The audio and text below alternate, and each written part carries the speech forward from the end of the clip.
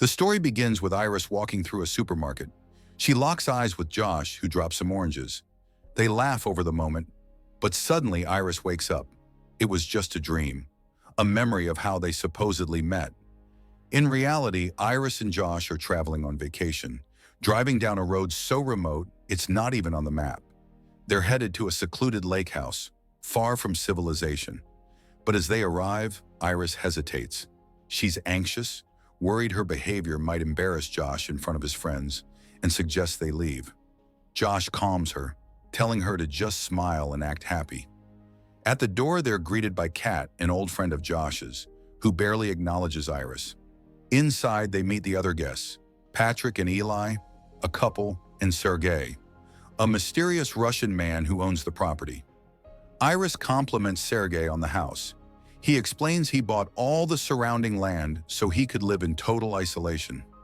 Later, while everyone relaxes, Patrick shares how he met Eli at a party where Eli was wearing a dinosaur costume.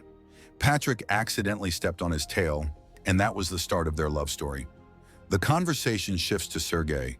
When asked about his work, he simply says, "My hands are dirty, just like my job." Meanwhile, Iris and Kat have an odd exchange. Kat confesses she does whatever Sergey wants. She belongs to him, despite him having a wife. She then says Iris didn't need to know that. When Iris asks if Kat hates her, Kat replies, "You just make me replaceable." Later that night, the group dances together. But suddenly, Iris finds herself alone. She spots Josh with Kat and quickly pulls him away. That night, she and Josh sleep together, but after he turns away and falls asleep coldly. The next morning, as they get ready to visit the lake, Iris talks to Josh about the weather in obsessive detail. He tells her to go ahead without him. He'll shower and join her soon. As soon as she leaves, Josh plugs in a strange device. At the lake, Iris nervously pulls a knife from her pocket, but hides it when Sergey shows up. Feeling uncomfortable, she says she wants to go back to Josh, but Sergey makes small talk, trying to charm her into staying. He even asks her to put sunscreen on his back, saying it was Kat's idea, while grabbing her hand. Alarmed, Iris tells him to stop. Back at the house, everything changes. Iris returns, covered in blood, shaking, and holding a knife. She claims Sergey attacked her, and she had to defend herself. First, she hit him with a bottle. When he tried to choke her, she stabbed him in the neck. Josh's reaction is cold. He tells her to shut down. The group ties Iris to a chair. When she wakes, Josh sits across from her.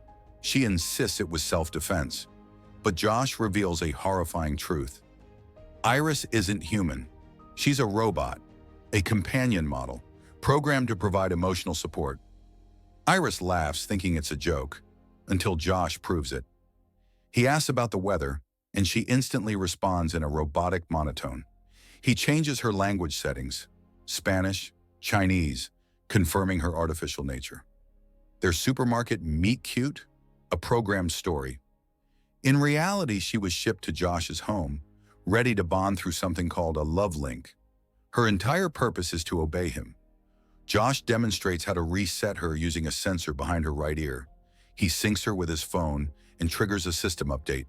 When she wakes, she has full artificial memories of a fake love story.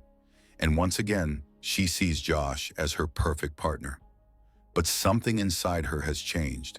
Iris insists she feels emotions: pain, longing, love. She begs Josh to believe her, but Josh dismisses it. Kat enters and tells him to shut Iris down, leading to an argument. While they fight, Iris breaks free and attacks, stealing Josh's phone and escaping. Josh recovers and activates hidden commands, revealing he's jailbroken her system, enabling aggression and violence. He manipulated her into killing Sergey, not out of justice but greed.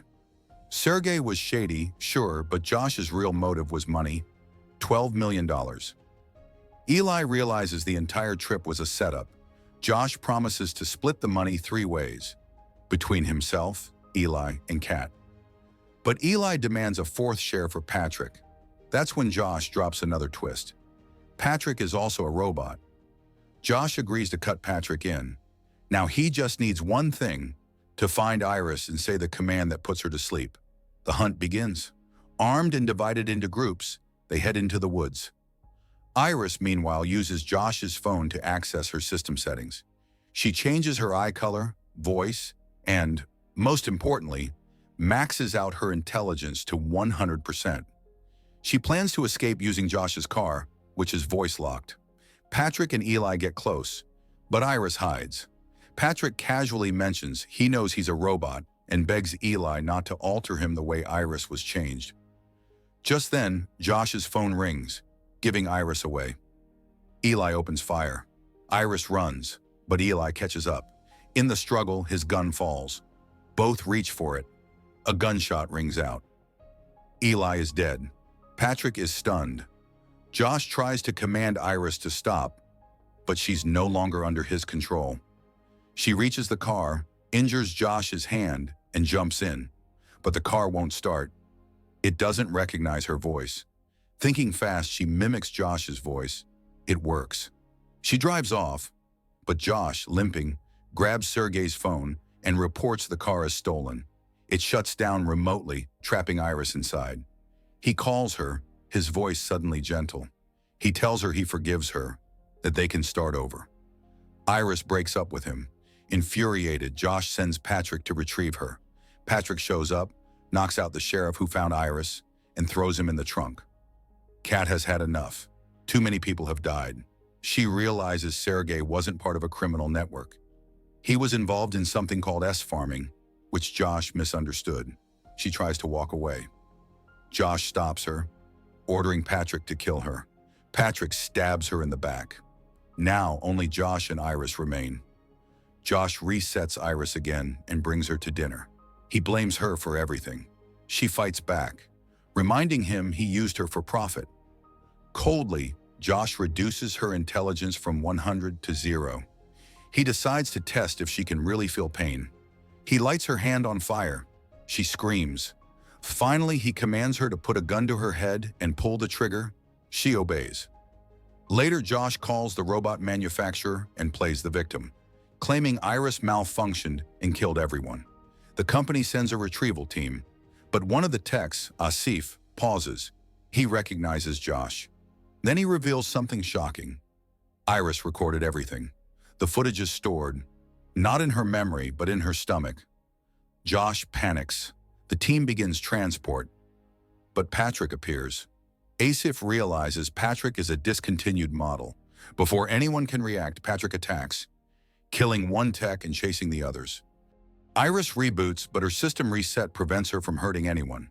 Patrick turns the taser on her, but Iris doesn't fight. Instead, she tells him the truth. Josh never loved him. He used him, just like Eli. Patrick hesitates. Deep down, he knows she's right.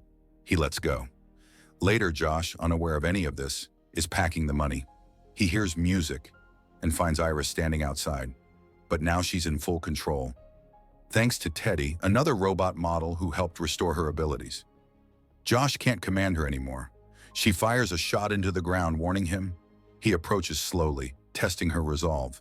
She hesitates. She still loves him. He uses that against her, slamming her against the wall, manipulating her emotions. He makes her say she can't live without him. He beats her down until she breaks.